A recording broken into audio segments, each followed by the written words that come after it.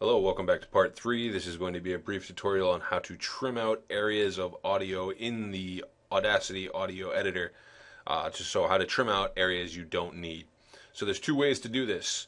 The first way is kind of the very straightforward way, a little bit more work, but a little bit more precise. So what we're going to do is we are going to first choose the selection tool, which is this one right here.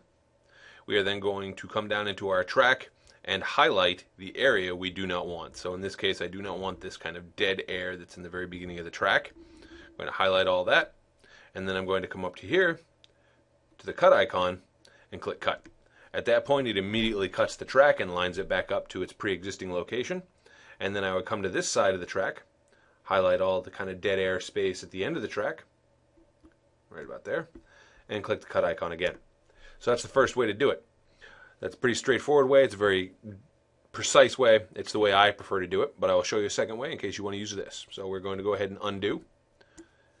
Now what I'm going to do is, again, I'm going to choose my selection tool, and I'm going to select all the area that I do want to keep. So from the end of this dead space all the way through here to the start of this last part of dead space. Then I'm going to come here to this button called Trim Audio, and when I click it, notice what happens. It trims out every bit of audio outside of the area I've selected.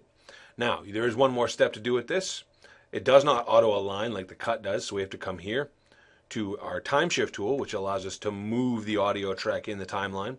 I'm then going to grab that audio track and slide it back up to the beginning of the presentation. Or, if in the case that I am editing this with something, there's another track prior to this, I would then line it up with that second track.